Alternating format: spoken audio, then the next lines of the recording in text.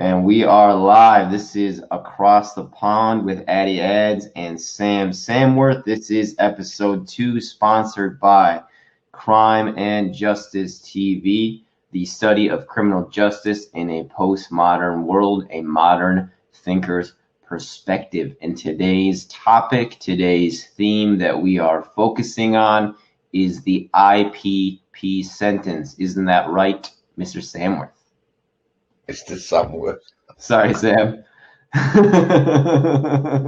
Yeah, that's right, mate.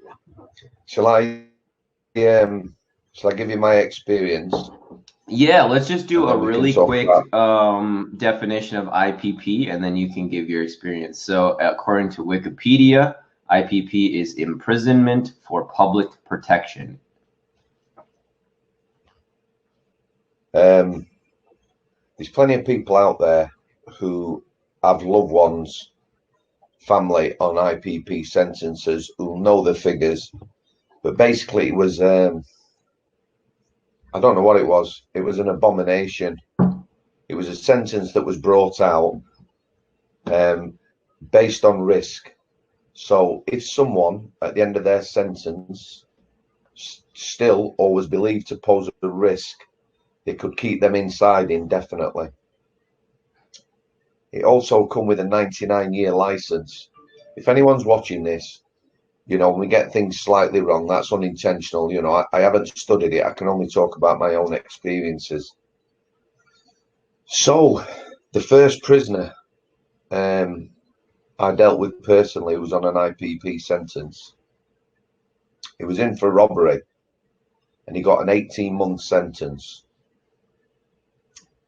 7 years later, he was still trying to get out of prison.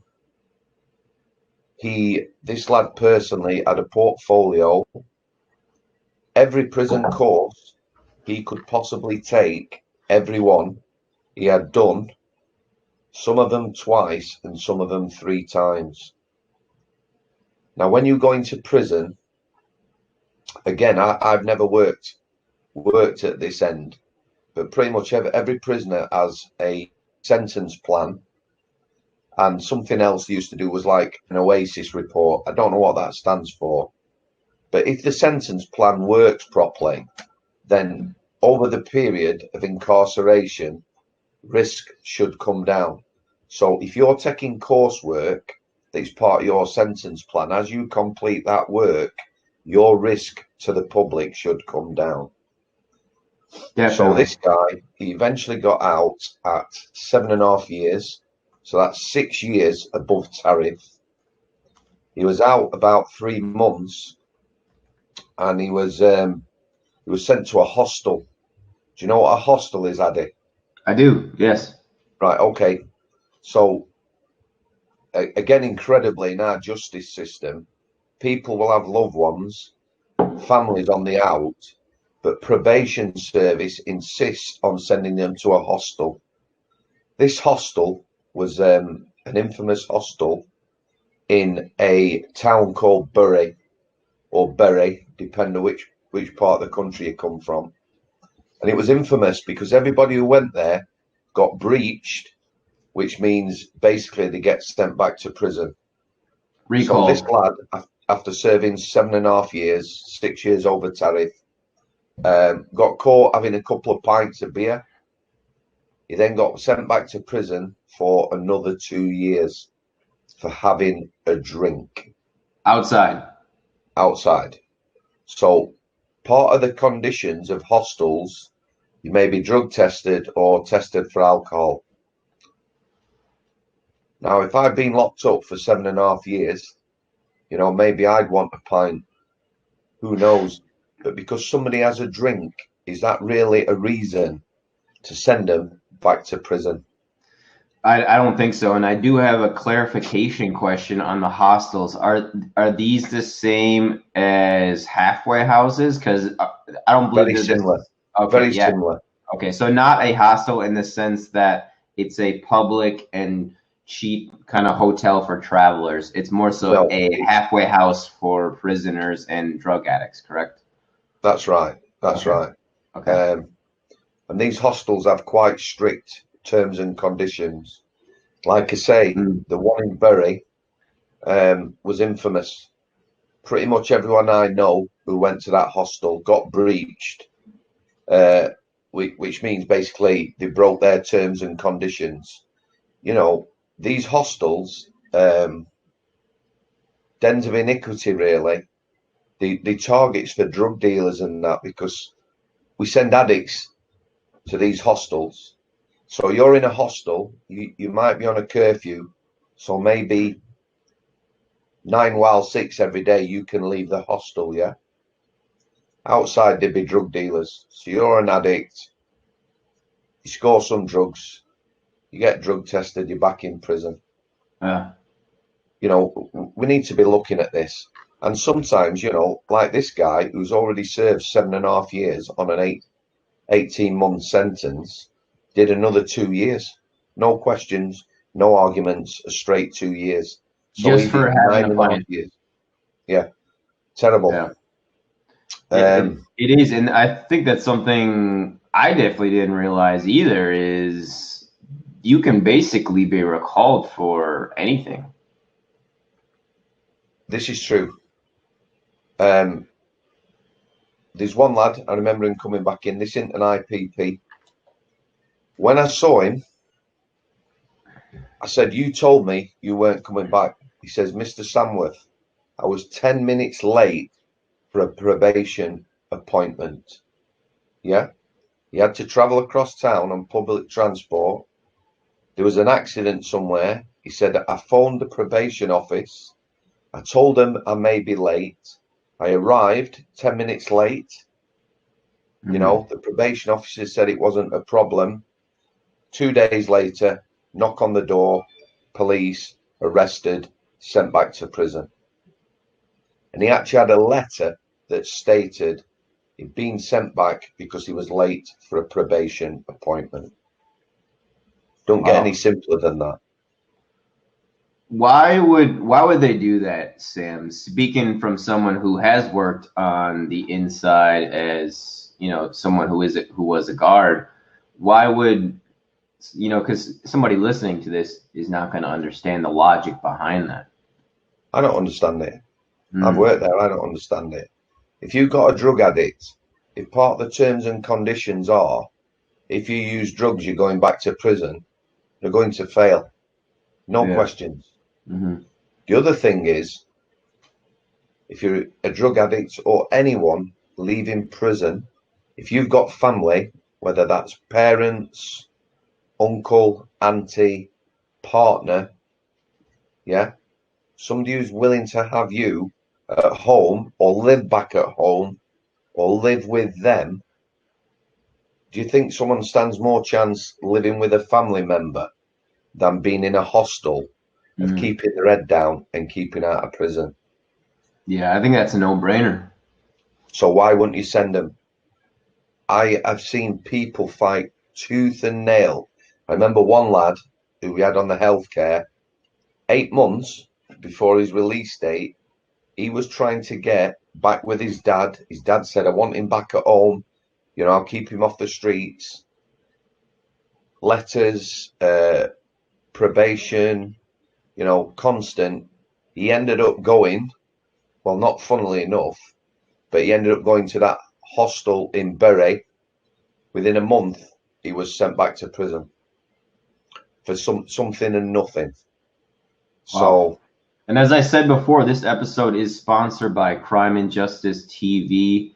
Our theme today is the IPP sentence, imprisonment for public protection. And the CEO of Crime and Justice TV, as I mentioned on our last episode of Across the Pond, is Pepsi Watson, who is on recall on the IPP sentence. As I mentioned, he got recalled in January and he just got moved to a different prison, as I said before, as well. So this is all relevant to anyone who may be paying attention from Pepsi's channel or my channel earlier when I did talk to him.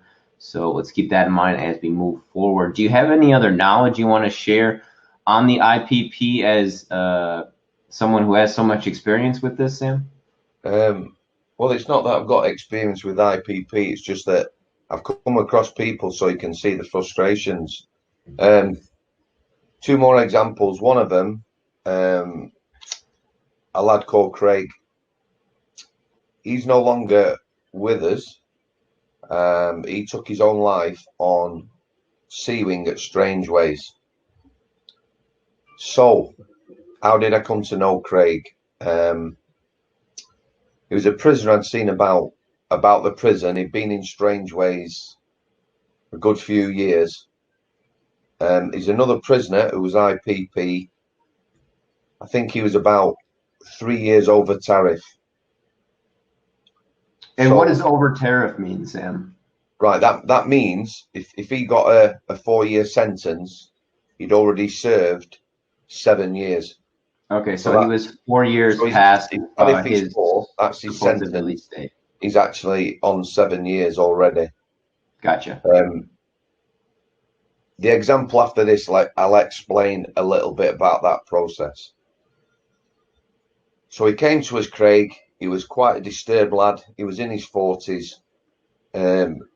Not what I would call a real danger to the public, not a violent prisoner, not in for armed robbery or violence or anything like that.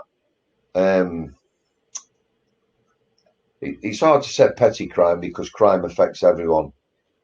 But, he wasn't a rapist or a paedophile or anything like that. That's what I'm saying.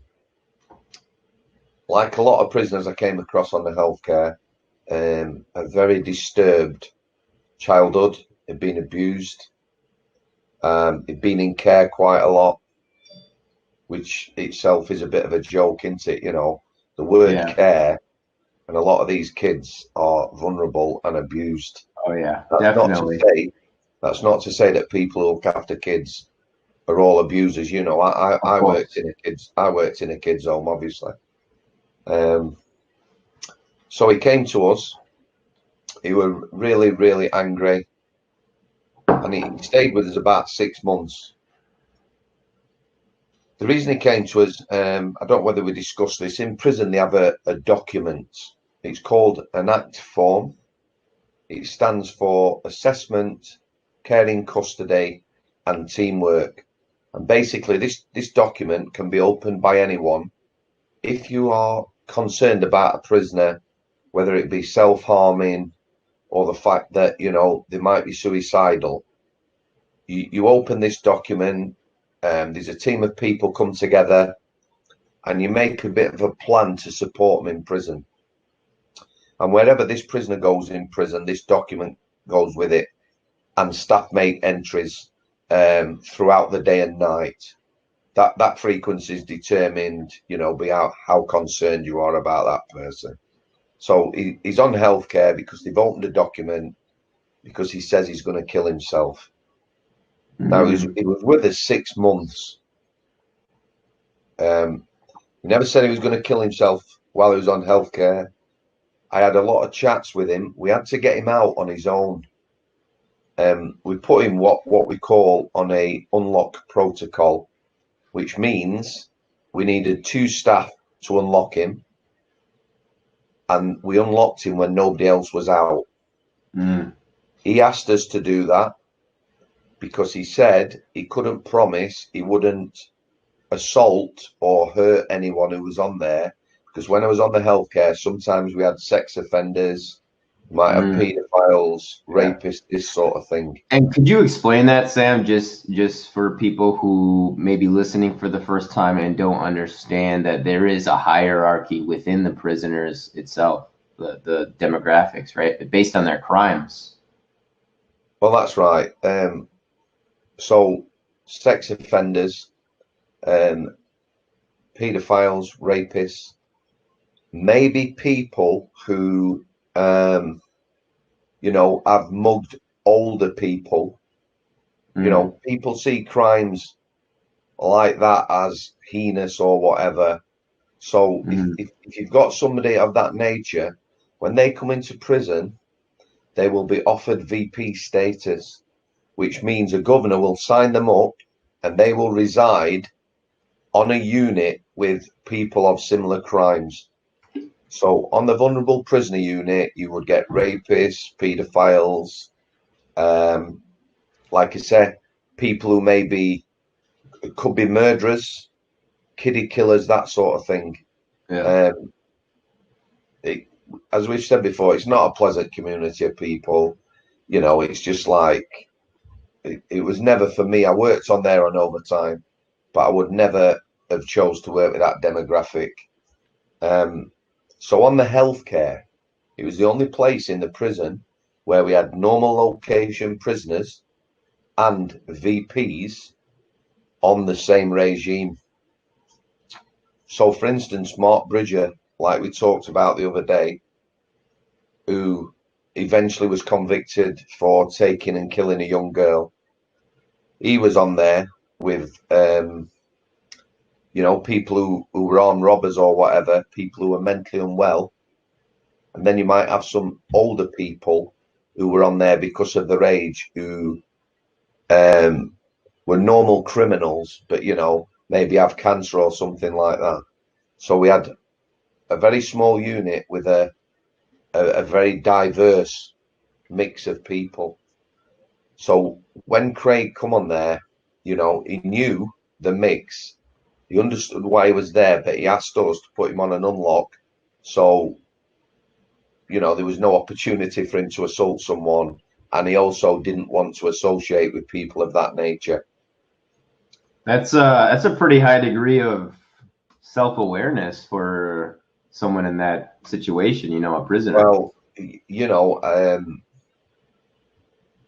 I consider myself, my childhood were lucky. We never had a lot or anything, but we were loved. And obviously some people, to be in care and to be abused, we go back to the PTSD or whatever. I can't even imagine what it's like. I do know a lot of these people end up in prison, very sadly. So he was with us 6 months, and he never discussed killing himself. So at some point, he was always going to be moved off that healthcare. It's only a small unit. We had 22 beds.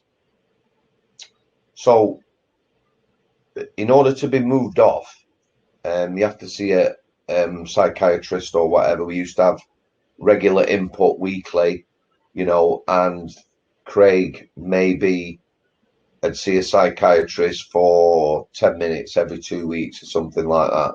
Plus, we made daily observations on him anyway, because obviously he was on this act form. Anyway, his demeanour changed a bit. He had a good month. There was no talk of harming himself or anything like that. He wasn't happy on the healthcare. And it weren't good for him either, because he was on an unlock protocol. He got very limited time out of cell. Maybe an hour's exercise a day and a shower or something like that. And you've also got to look at that. That's not good for people's mindset. Imagine Craig as somebody who's been abused, and he's on a wing locked up with people, associating while he's locked up who are abusers. So there's that aspect of it as well. Anyway, there was a plan to send him back to C Wing, which is a lifers wing. It was a decent wing. It was well staffed, and the staff were happy to have him on that wing. Anyway, he got released. He was sent back to C Wing. A month later, he hung himself. And you think, obviously this IPP sentence, and sorry about my camera, Sam. I'm having some trouble with it right now. But what was the reason for implementation in the first place? Because it seems that it's gotten to the point where it's doing way more harm than good. Right, Addy. Like I said, there's plenty of people on Twitter and the like who know far more than me about this sentence. They'll know how many people are still in prison at. I'm thinking it's round about 4,000. Um, it was given out for various sentences from robbery, 18 months, to more serious sentences. And I don't know. I don't know why it come Mhm. about, whether it was a social experiment. Yeah. Um, it's been dead as a sentence for years. Yet they've still got, people who are on this with a license, an indefinite license, with that hanging over them. A normal prisoner, if you got a 10-year sentence, Ade, you might well serve 7. Then you do 3 years on license, which means you're, as it were, monitored, loosely speaking. Once that license runs out, you're a free man. Mhm. No more probation. You're sort of free of the justice system. Um, as an IPP prisoner, when you're out, um, there's the potential for you, even 10 years after release, to be recalled and locked back up indefinitely. Yeah. And does that ever end? I mean, Um, well, it needs to end now. yeah, After this, because after this virus is done, I mean, they're now looking. They have just released some female prisoners, which is good. In female prisons, they have mother and baby units, believe it or not. They have mhm, a lot of women who go into prison pregnant and have the children whilst in there. Well, they've released some people from these mother and baby units, and also expectant mothers, obviously, because of the risk of the virus. of course. Um, they're looking at releasing, like we've said, maybe 10% of the prison population, male population, who are Mhm. low risk to the public. Um, Are there IPP female prisoners? I believe there are, yeah. I don't know how many, you know. Like I said, people will be well up on this. Me, figures wise, obviously, I don't know. If I had a loved one who was inside, I'd know it inside out, Sure. like a lot of people do. Hmm. When this virus is done, for me, I don't know how you're going to do it, but head of the prison service, head of probation, somebody from the government minister, they need to get together and they need to quash. If people are over tariff, if they've served the time, Hmm. maybe give everyone, I don't know, it's just for an example, a 2-year license, release them. Once that 2 years up, they're free of the justice system. Yeah. Something needs doing because you've got about 4,000 prisoners with no light at the end of the tunnel, you know. Yeah, it Um, doesn't make sense because you think the goal is rehabilitation and re-assimilating these guys back and girls back into society, but it doesn't seem to be the goal. And I just did an update video on Pepsi Watson's situation as far as getting recalled. And one of the officers, a female officer, while they were arresting him, said to his face, "We know you're not a bad person." So it's like, why are you arresting him? I don't know. I mean, if people want to look into it more, I will definitely put the description box, excuse me, the link in the description box. It's the IPP Diaries that, if you want to check that out. And I'm going to post part 2 later today, so be on the lookout for that. But it just, it seems like, and obviously just listening to what this female officer said, people on the inside do realize that stuff is going on that really shouldn't, right? As far as it pertains to this IPP sentence. you know, if it is 4,000 prisoners, that's a big percentage of the prison population. So it's nothing is going to get done while this virus is about. It's Mhm. we'll do an update later before we finish, but nothing's going to change. But it's something, once it's gone away with prisons, that they need to rectify. Okay, third example. So I'm going to talk about one of the lads who now is a good friend of mine, yeah? who was an orderly on the healthcare when I worked on the healthcare, who is now out of prison, who is an IPP prisoner. Really? So we're going to call him JD. You know, like the drink. I actually don't. Jack Daniels, JD? come on. Oh, Daniels. Jack Daniels. Oh, okay. Gotcha. Come on, Addy. I'm only half white, Sam, so whiskey's not really my go-to. So what would your drink be then? I like the clearer stuff, to be honest. Some gin or I like gin or some like more higher quality vodka. But I'll take some whiskey every now and again. I'm not a connoisseur of it by any means. Okay, so we're going to call him JD anyway. So JD, let me tell you about him. As a prisoner, yeah. I knew him about the prison anyway. So I went on A-Wing one day, and he's residing on A-Wing. Asked him to come and be an orderly on healthcare. So he was on healthcare in total about 18 months. Yeah. So I knew him really well. The healthcare, if I explain, I've told you it's a very small unit. We have a mixed demographic of prisoners.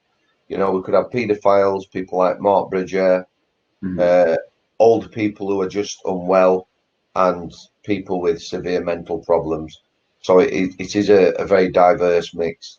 As an orderly, I would open them lads at 7:30 every morning, and I would lock them up at 8 o'clock at night. And other than dinner and tea times, they'd be out all the time. A lot of the time on there, they also worked unsupervised. So, they were really trusted people.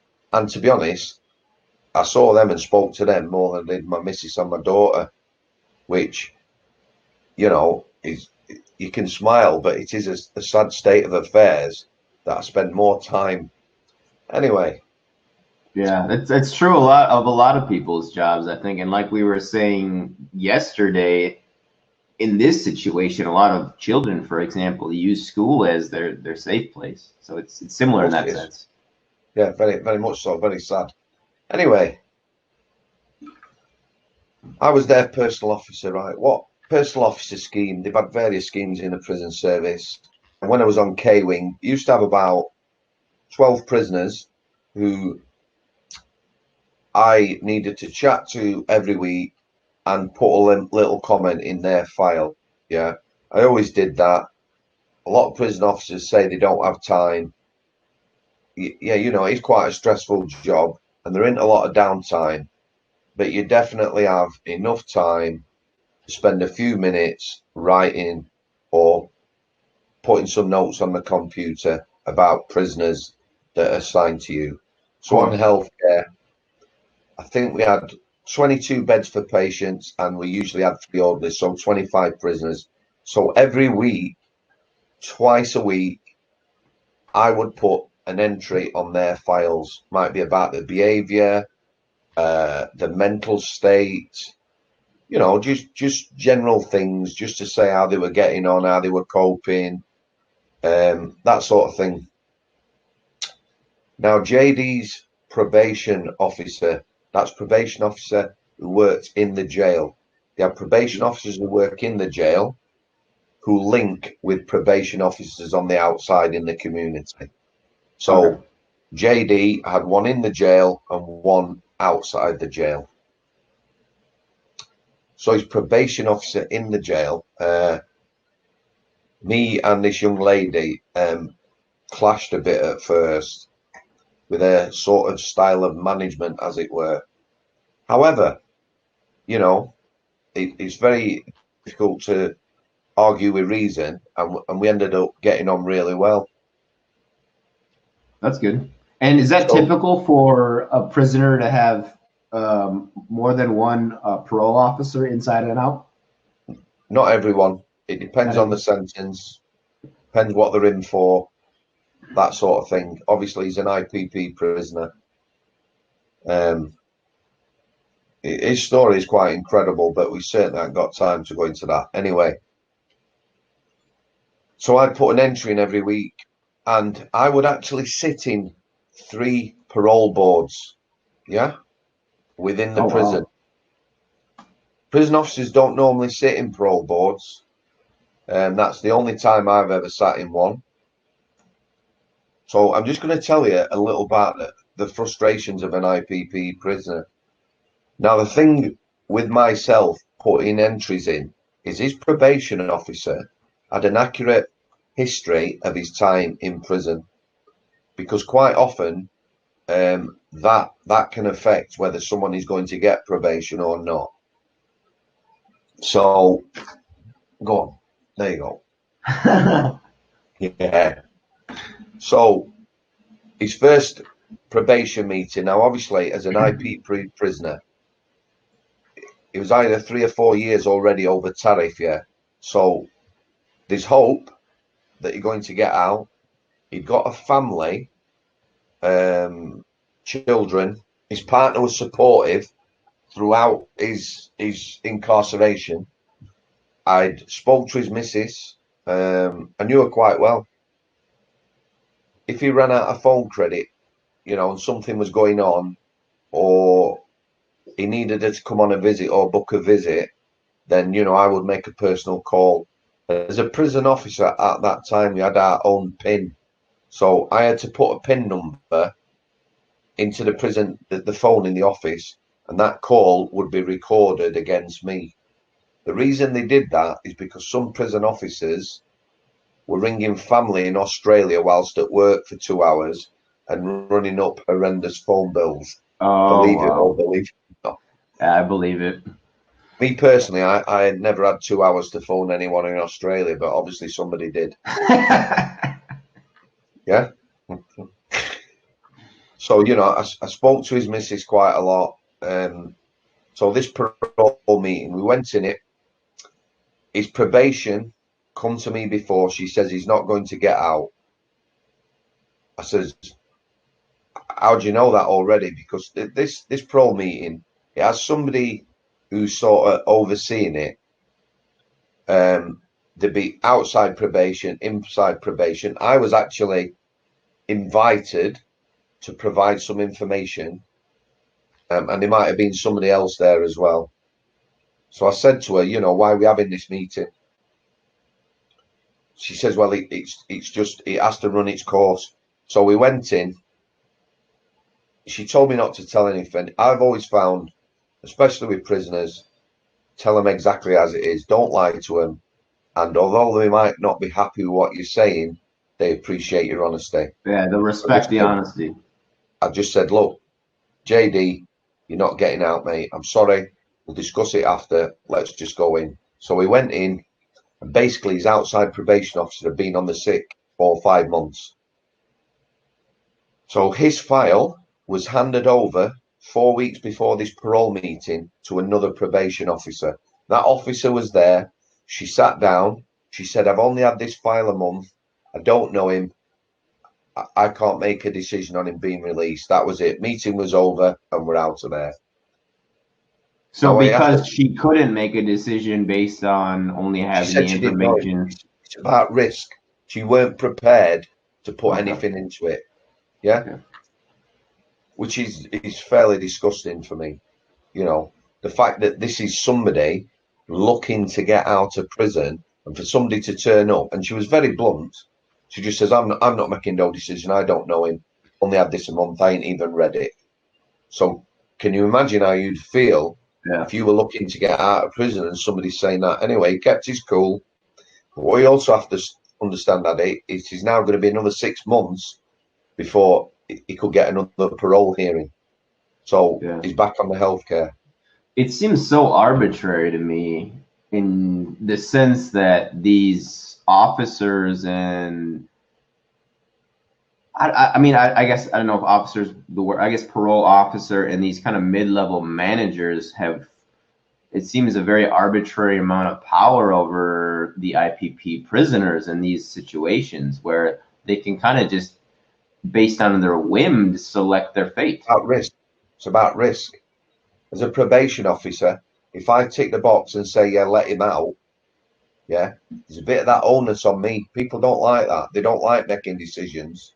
Yeah. So The easiest decision is to say, no, I Mm. think it's still a risk. Yeah. Yeah, and I think one thing that confuses me and other people, and speaking as an American, it's something that I do observe, but it doesn't hit as close to home. Although I think we are having similar problems in this country, and that's the fact that as it pertains to the IPP sentence, there are prisoners getting released who it seems are way more dangerous than people that they're keeping locked up, isn't it? Like, for example, the London Bridge attack last year. Why was that guy released? That doesn't make any sense at Right, all. okay. Adi, let me explain. This is only my take on it. Of course. The IPP sentence should have been applied to people like paedophiles who will always, bar none, pose a risk to children. Yeah? So you should be able to monitor those people and, if there's any signs, bam, they're back in prison.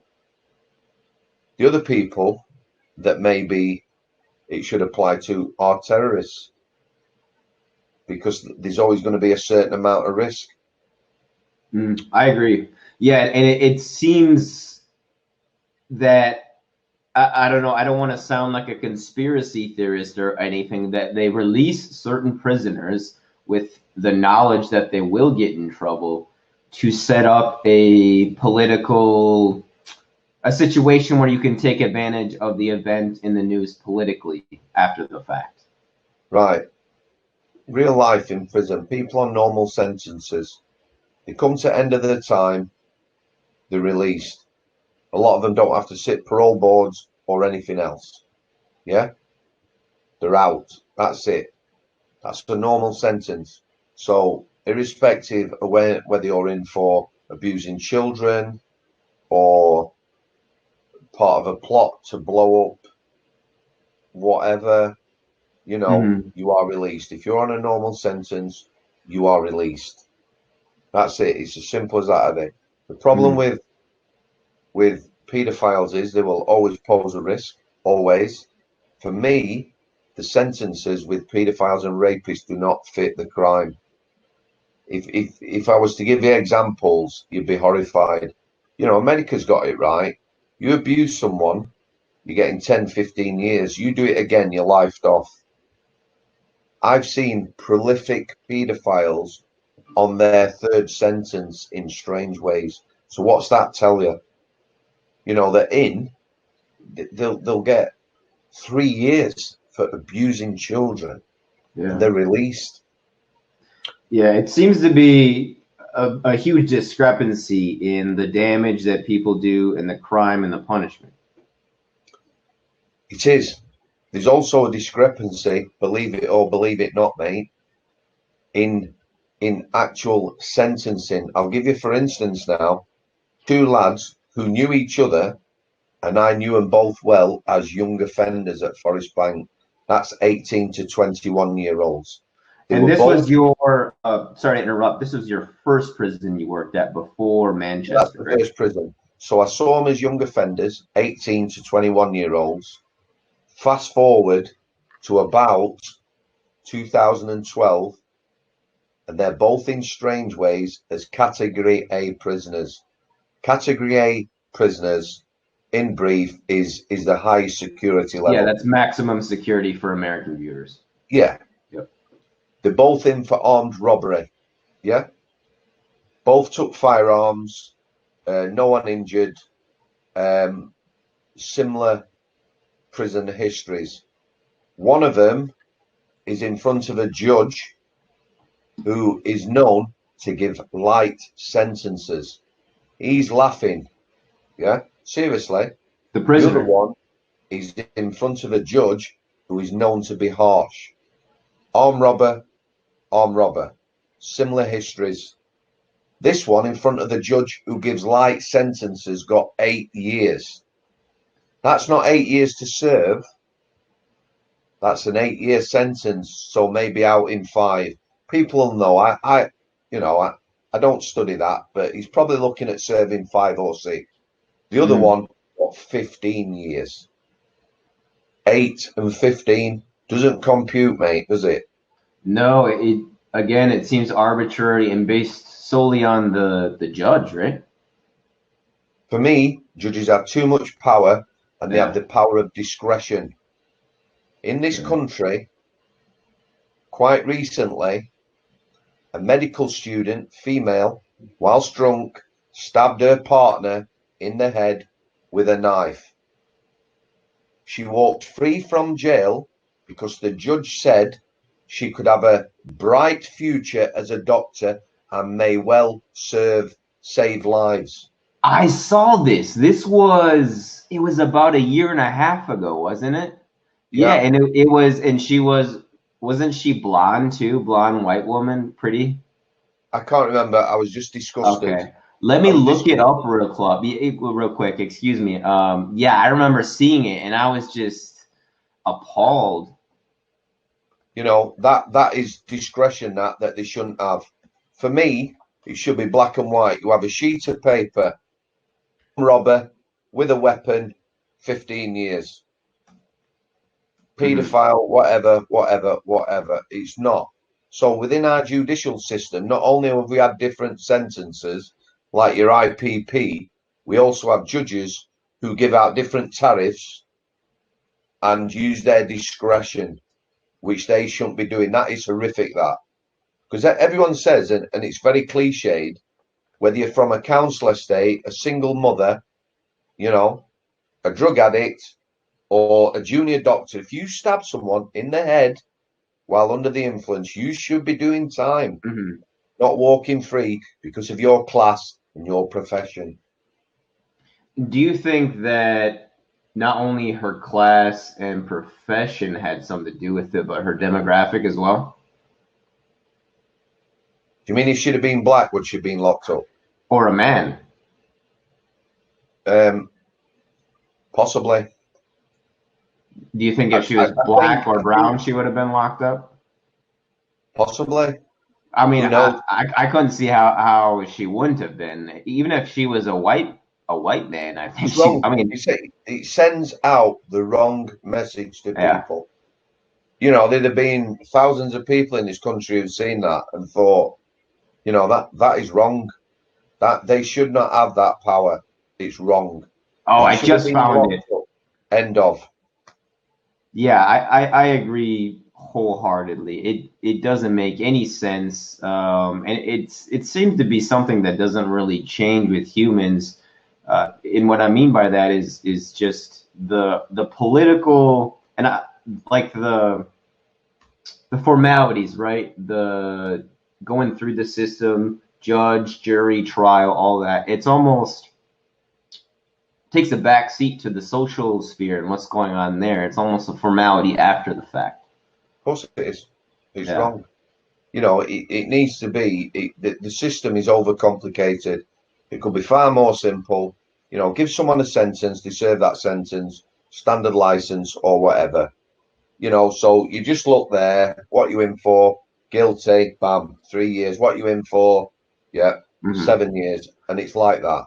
As Yeah. it So is now, horrendous. she was also a drug addict, it says. And yeah, so the judge, Ian Pringle, said she's an extraordinarily able young lady whose talents mean that a prison sentence would be quote unquote too severe. I mean, this is attempted murder, and she literally has like she has. There's no consequences for this. It's wrong, isn't it, mate? Yeah, Very wrong. it's insane. It really is insane. But we actually didn't get to a story that we were going to get to. I think it was yesterday, Sam. You were talking about a pretty small lad who was hard to take down because we are talking about the Danny G story as well, and you said you had I'm going another to one. come back to him tomorrow and talk Okay, about yeah, the mental health. We'll definitely, do that, definitely. yeah? For sure. And do you have Right, any let's. knowledge on HMP The Mount? Because that is where Pepsi Watson just got moved. As I said, this episode of Cross the Pond with Addie and Sam Samworth is sponsored by Crime and Justice TV, a modern thinker's perspective on crime and justice. Not really. Mm. All the prisons are much the same now, and a lot are struggling for staff. You know, they're in the news now and again as prison reports come up or whatever, but there's about 450 prisons in England and Wales. The Scottish prison system is separate. So, you know, Mm. but why they're moving Wow. people, I don't know.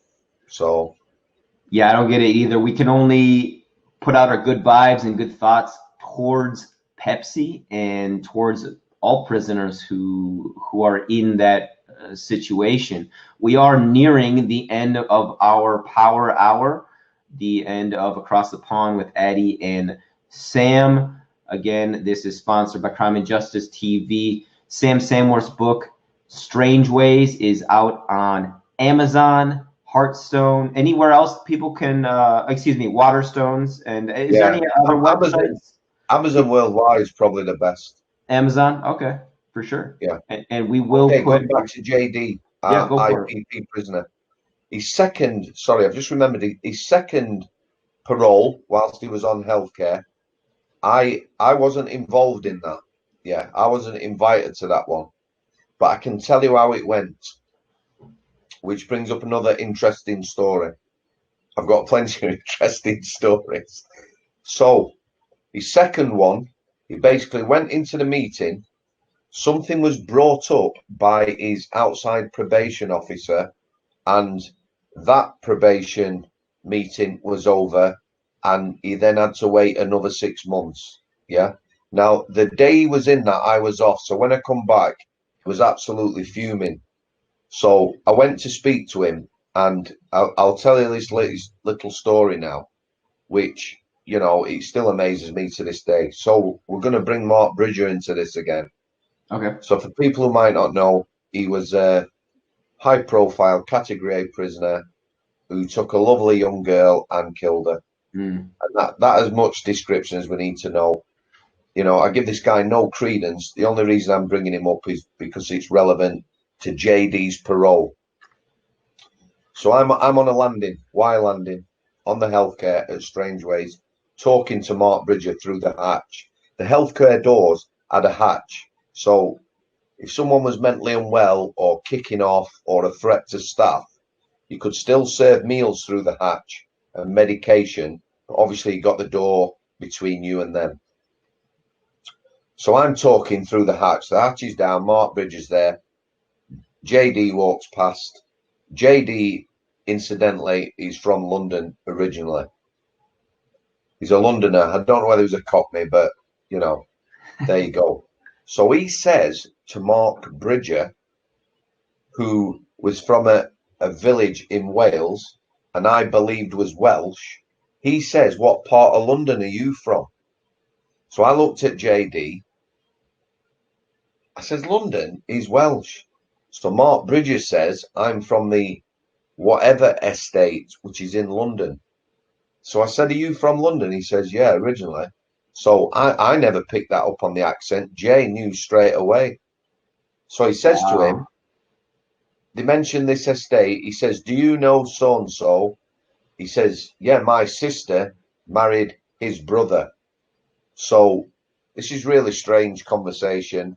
So basically, JD had friends on the estate where Mark Bridger was originally from, and his sister married a brother of one of his friends.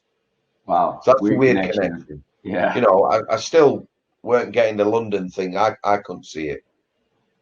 So that was that conversation over. Sometime later, JD come to me and he was quite upset. So he says, "Can I have a word in private?" And Mark Bridger had told him what he had allegedly done to this young girl. Yeah. Mhm.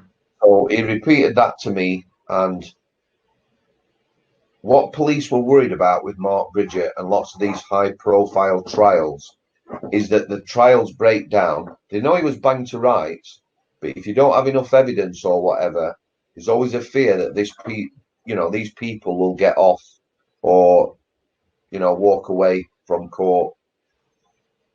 So I put this on a report which we were asked to do. Anything to do with Mark Bridger, anything he said, we were asked to, which you would. You know, in prison, you collect information like anywhere else. So I put this in a report, and the security department come back to me, asked me not to tell anyone else, which I never have, you know, the contents of that report. And we had to move JD off the healthcare, which pissed me off because he was a really good orderly. But here's the thing, the police believed that what Mark Bridger told JD was probably quite near the truth. They believed that, but they had no evidence. So if they were struggling in a trial, JD would have been taken to court as a witness for the prosecution. Do we see that? Yes, I'm following. Okay. So maybe JD is in another part of the jail away from Mark Bridger for that reason for about 6 months. The day Mark Bridger got moved from Strangeways, within an hour, I had JD back on the healthcare as an orderly. It was that good. As soon as Mark Bridger had gone, I went down to, I think it was A Wing, where he was residing, and I brought him back on as an orderly. Yeah, which I was happy to do. And he actually remained, I think he remained there till I finished. I'm not sure. But like I say, we're good friends now. You know, we chat regular, and he's certainly going to feature in book 2. Awesome. And are you working Okay. on that now, Sam? Yeah, I am. Obviously, this lockdown has made it a little difficult because, you know, I want it to be a continuation of the first book, connected to the first book, you know, but can't give too much away. You'll have to buy Definitely. this one. Oh, no doubt. And yeah, I'll buy both. Definitely, Sam. And No. I'm sending you a copy. All right. oh, wow. Thank you. I appreciate it, Sam. And I All will right. definitely do a book review too, because that is something I'm actually going to start doing on my Yeah, channel is doing good book idea. reviews. And because I've read about half of Sean's books, and I want to read Pepsi's polemic as well and do a review of that too. And so, yeah, definitely. And I'm looking forward to it. As soon as I get it, I'll start it. And yeah, really Incidentally, appreciate while it, you're Sam. talking about book reviews, a friend of mine, Yeah. has just got back to me. I gave him a copy of my book, and he was a bit tentative. I said, "Have you read it?" And he went, "Yeah." I went, "Did you enjoy it?" He went, "No." I said, "Well, that's fine." I says, and knowing him, he's a gentle soul. I said, "Was it too brutal?" He says, "You know, I didn't like reading them things. You Mm, know, I don't want to think that things like are in the book happen in real life." So, you know, I said, "Listen, it's not for everybody. You know, it's not Mills and Boons. It's not a fairy tale or a kid's book." So I completely understand that. It is mm, quite brutal. The language used is quite brutal. But, you know, the system itself's brutal, Addy, and it needed to be like that. yeah. Okay, so now I'll tell you why his second parole he wasn't released. And this He's is outside, JD. yeah, JD. So the outside probation used this Mark Bridger thing. They said that JD was getting involved in things that he shouldn't have been, so he posed a risk. So I was quite angry because all I did, I reported what he said and moved him off the wing for the reasons I've explained, and that was used against him to stop him getting parole. That's how petty the IPP system is. Could you repeat that, please, Sam?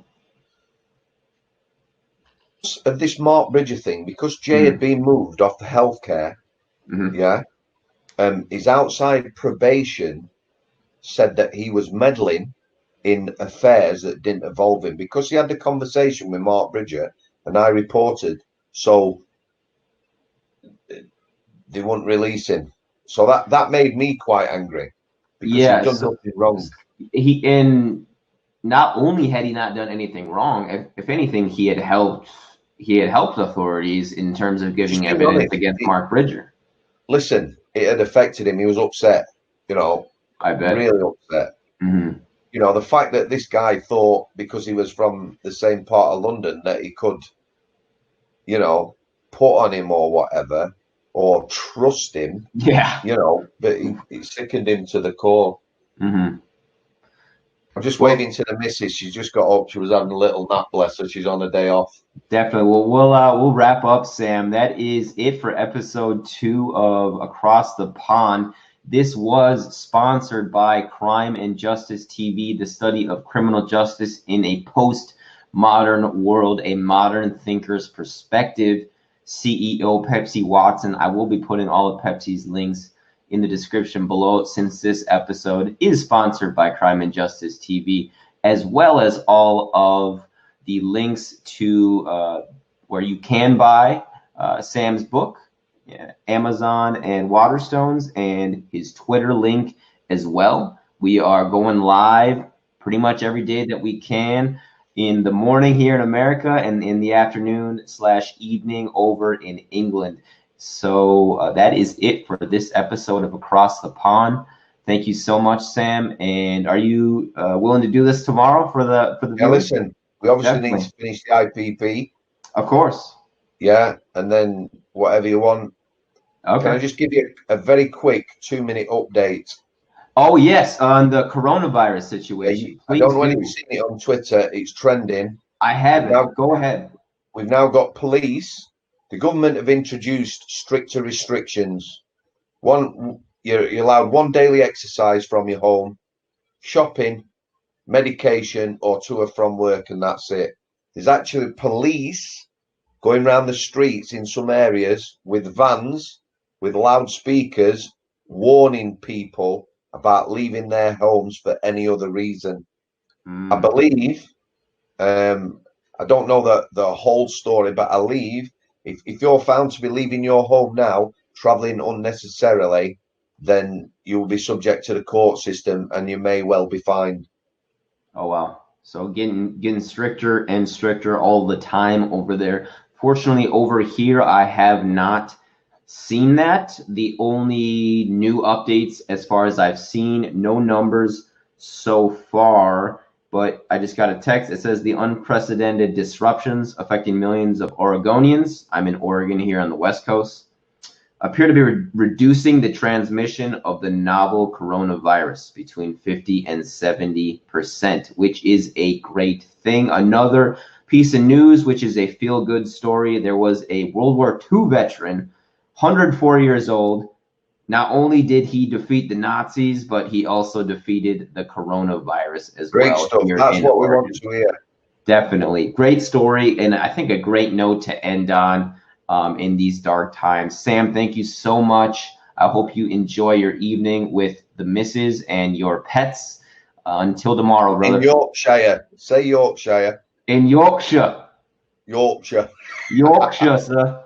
See you tomorrow, dude. Cheers, brother. Take care.